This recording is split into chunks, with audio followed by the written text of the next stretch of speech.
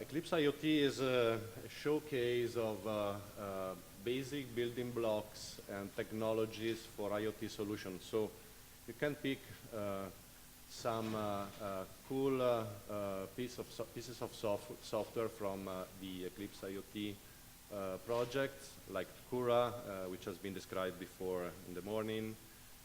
And often IoT solutions uses embedded systems which sit on the edge of controller area networks and act as both data collectors and an endpoint for remote control and management of your field area network. So Kura targets these devices, this type of devices, and it's also uses technologies provided by the Eclipse IoT, like the POW library for the MQTT client, which is integrated in Kura. For these applications, we also need efficient protocols. So we need protocols that are at the same time reliable and low overhead.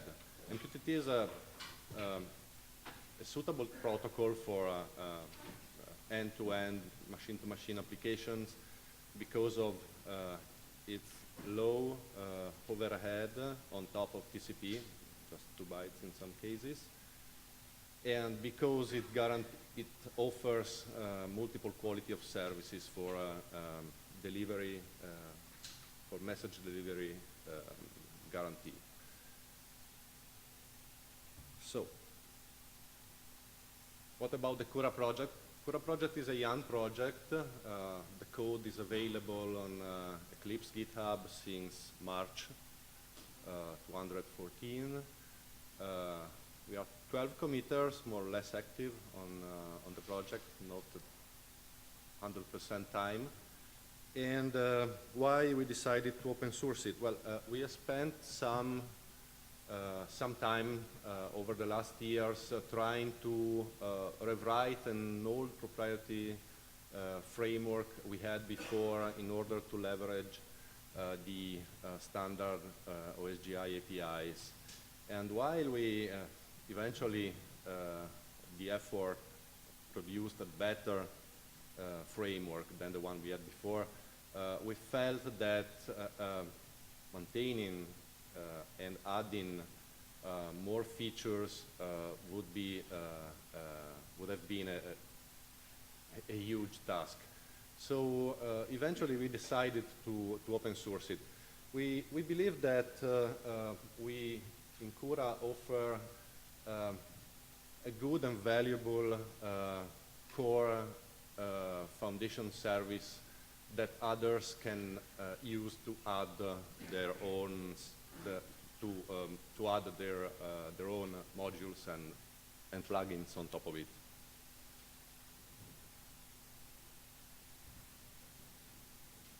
Okay, this is how software development proceeds on embedded systems. So a few years ago, I'm a C guy, so I started writing code in C on top of the lowest abstraction which is provided by the operating system, C, C++. So that's a choice, but you know, it suffers from portability, and it's very error prone to code your application directly in C. Since a few years, Java, the Java language, has been accepted for non-critical applications. So that's even a good thing. So the Java API is rich. Your program is not dependent from the platform, but you will have anyway issues with modularity and pluggability, so you will have a monolithic application most of the times. The OSGi specification tried to overcome all these difficulties. It's nice. It was designed for embedded application set-top boxes. And the powerful feature is that it breaks applications into modules or bundles. So you can install, start and stop your bundles on a live framework without having to restart the entire process.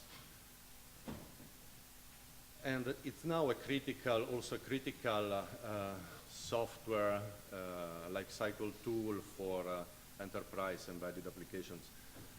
But that's not enough for embedded systems. You often need to interact with devices. These devices, or the way you do that, is not typically exposed through a Java API or an OSGi service. That's mainly the reason why we need a framework for embedded devices like Kura. So how's the architecture of Kura? So Kura makes an exception as a layered architecture with a device abstraction layer on the bottom and the applications on top. While on the left and right sides, you have a remote management endpoints and a web user interface for configuring your gateway running the framework.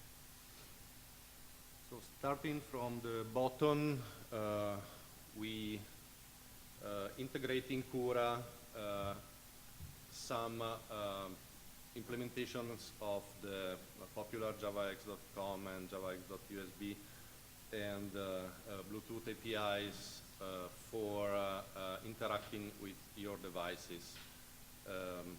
Also interfaces for interacting with CAN devices and so on and so forth. These bundles are, of course, depends on the operating system and architecture. In that case, Kura provides precompiled native code, which is packaged in the bundle for ARM and Intel architectures. Moving up, we have some core basic services which the applications can use to manage the system or to get information from the framework. So, for example, we have a watchdog service which critical components can register to, and the service can reset the system through the watchdog device on Linux, for example. We support Linux as an operating system to run on top.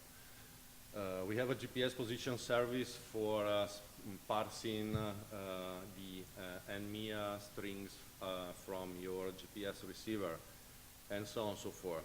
So you have a clock service to synchronize your clock through the underlying operating system NTP protocol or through the Java NTP interface. Moving up, we have another core component or layer or Kura, which is the network management layer. This layer is responsible to configure all your network interfaces on your system, and also configure various services, network services provided by the operating system. For example, you can configure the Wi-Fi in access point, perform scans for other network, and so on and so forth. It's also responsible to monitor the link of the wireless interfaces and restore the link if it goes down. You also have access to the management of the IP table, so the firewall on your system.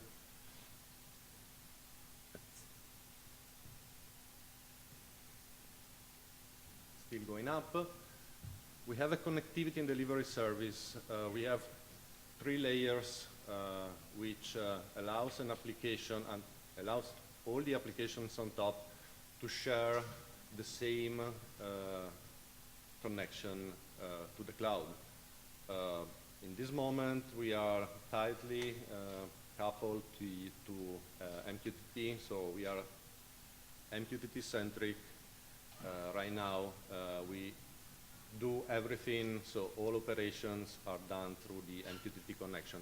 So the cloud service allows you to have multiple applications on top of the stack sharing the same connection, and the service takes care of partitioning the topics and messages to the for the right application. We will see an example later on. Data service offers a policy for reconnecting or connecting and maintaining the MQTT connection.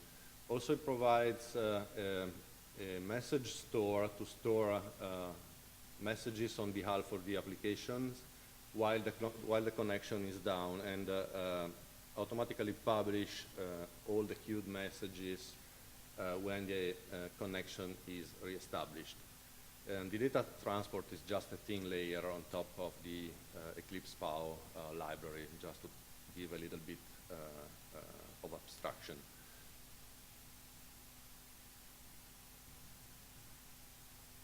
Okay. For almost every service in Kura, there is an endpoint for remote configuration and management. So, for example, Kura is a powerful configuration service which allows you to take a snapshot when the configuration of some of the components running in Kura changes, and roll back to that configuration in case of troubles or on request. So many of these services in Kura are can be managed remotely over MQTT. We'll see an example later, maybe with the demo. And so the device, which is typically an unattended device on the field, can be remotely configured or updated over MQTT through these endpoints. And finally, Kura, but we will see an example maybe better later on, has a web UI for, it's another way to configure the configurable components of Kura through a web UI. So this is a web application running on the gateway, much like the application for configuring your home router at home. And from the developer's perspective, you can start without any hardware. So for now, we have a distribution for the Raspberry Pi, so you can download Kura, compile it, build it, and install it on the Raspberry Pi. But you actually don't need it. You can just start working on in Eclipse without any hardware. We have a good Eclipse integration. We have a target definition, of course, emulated services for those services that needs to be emulated on your PC, and run and debug from Eclipse, so a standard experience. Then you can deploy your bundles or packages, so your software, your applications, on the target, either through the cloud or the web UI, the Kura web UI, or from one click from the Eclipse environment. And then, of course, your devices can be cloud managed. So I have a demo, I prepared a demo. So this demo starts from the data you want to collect, so from the right at the bottom. So we have a small plexiglass greenhouse with 2 sensors and a servo motor, so an actuator, which are controlled by the Arduino. And the Arduino plays the role of a field area network device in this case, like a PLC, simulator a PLC. And the Arduino is connected over Modbus to a Raspberry Pi on which runs Kura. Of course, the application that we will develop and install for Kura pulls data from the Arduino, which takes readings from these sensors and controls the motor, and publishes data to an MQTT broker, which is Mosquito in this case. And then we have a web application, very simple web application that that connects to the broker through MQTT. We could have used WebSockets, but that was a project by one of our interns, and at that time Mosquito didn't have any WebSockets, so she had to develop a servlet on the web application with a MQTT client connecting to the Mosquito broker to publish and subscribe messages. Then we have minimal, simple web dashboard to display our sensors and open and close the greenhouse roof. Go ahead. Just a quick, short introduction that maybe will be boring. But here is a representation of the topics and payloads, MQTT topics and payloads we are using for the demo. We are using a hierarchical structure with the greenhouse as a leading part of the topic, which is also the application identifier of the greenhouse application that we are going to install. And we have 2 topics, 2 categories of topics, what we call control topics on the left and data topics on the right. Data topics are just unsolicited messages published by the device to the cloud. So you don't request or you don't pull any data from the device, but the device either periodically or on some event publishes a message. In that case, the application will periodically publish a message with the sensor readings and the state of the roof. And on the left, we have our own request-response interaction with the device developed over MQTT. So we model this kind of interactions with a topic which has a verb at the beginning, so we have exec, put, post, delete, so the usual verbs for these operations, and a resource following on which this verb acts. And we put a request ID in the MQTT payload, which is then copied in the reply, which is sent by you guys to the requester with a reply code, so a response code in the payload. We use in Kura our own payload format because that makes easier to, if you have to store these messages in a data store, it makes very easier and efficient to make queries. For example, I want to know, give me all messages where the temperature is between 18 and 25. So queries like that are very efficient if we model our payload in a container like we did for Kura, even if MQTT doesn't mandate any payload format.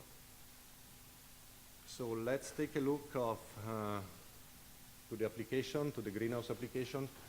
The first thing to notice is that the application implements an interface which we call configurable component. A configurable component is something that can be configured, so it has some configurable parameters that you may want to modify, for example, remotely. And in order to do that, it just needs to include an XML file describing the parameters. So, for example, the XML file, the meta type describing the configuration, it's just in this example has, among the others, modbus.serial mode parameter, which with 3 possible values, so RS234, RS485, 485, and TCP. So these are Modbus options that can be changed dynamically. This meta type allows, for example, to when you install your bundle in the framework, your bundle, your component will appear as a new entry in the left navigation panel, and its configuration will be rendered with all the choices which are possible for each parameter, and also validation is possible at this level because it can be described in the component meta type. When you change the configuration of the component, for example, from the web UI, the new configuration will be received by the component in the standard declarative services, activate and updated methods like a map of key value pairs. And looking at some code snippet, in order to publish using our messaging service or delivery service, we just need to get a reference from the framework to the cloud service, then register ourselves,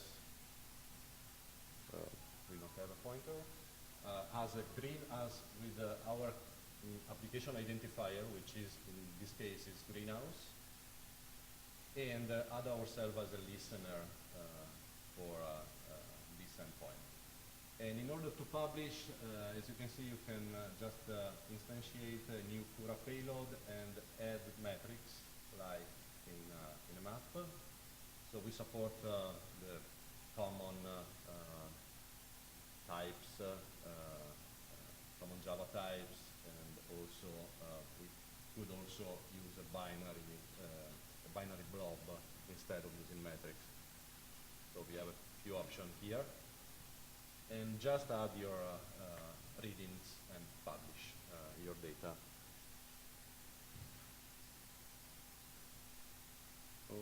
Okay. Oh, I'm missing something else.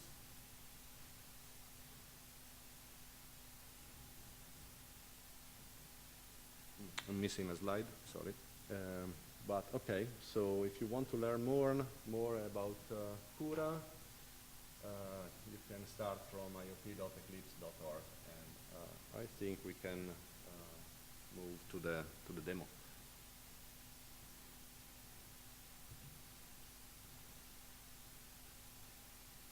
So I was talking about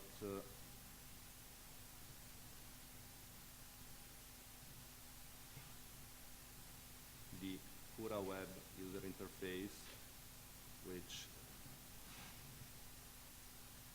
looks like this. So we have the device status, so if the device is connected to the cloud server, so to the Mosquito broker, and some information about your network interface. On the Raspberry Pi, we have just one Ethernet interface, so it's quite limited. The information that you can see here are quite limited. You have some insight on what the framework is running, so the bundles running on the framework with the ability to start and stop them, all the threads running in the framework, system properties, and command. So you can execute a system command, for example. You have also the ability to configure and manage your network interfaces. So, for example, EPH0 is now configured for dynamic IP assignment, but you can change the configuration and also configure it like as a DHCP server and DNS server, so all this is possible. You have the possibility to add your rules to the firewall. Here is an example. And here you can see the application packages that are installed, and we will install a couple in a few minutes. And at the bottom, you have the configuration of all the configurable services, components that are now running in the framework. So, for example, we have a clock service, which is meant to synchronize your clock, the clock on your device, which is active, and it points to that pool of NTP servers.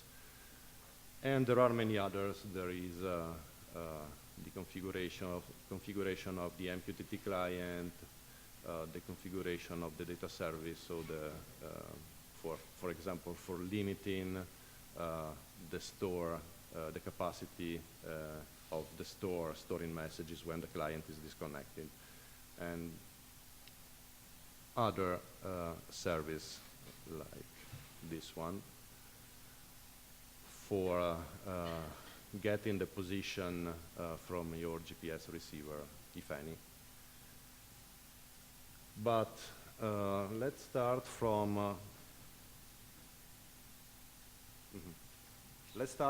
installing a couple of applications on the framework. So we can. Oh, I've lost my pointer.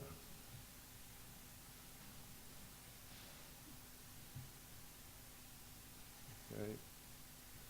So we move to packages, we select install and upgrade, we pick up a package here, so we need two of them, so the Modbus package,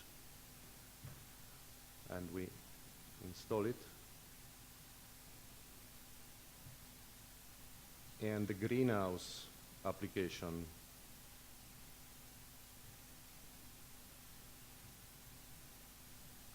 And install it.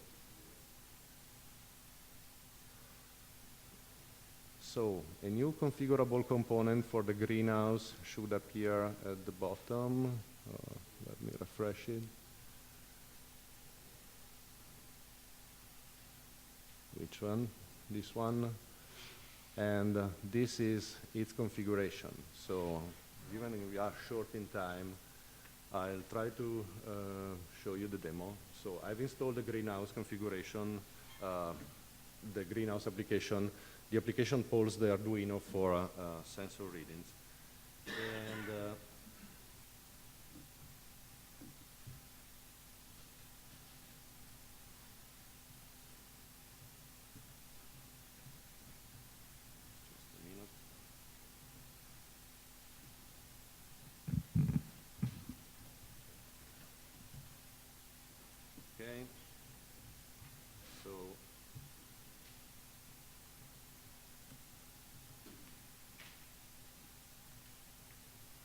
let's open a new tab on the dashboard.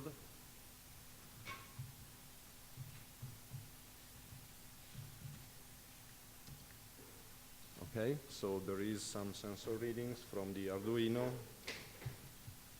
Be able to interact with the sensors and also control your greenhouse through the cloud. If you look at the greenhouse roof. Okay, that's it.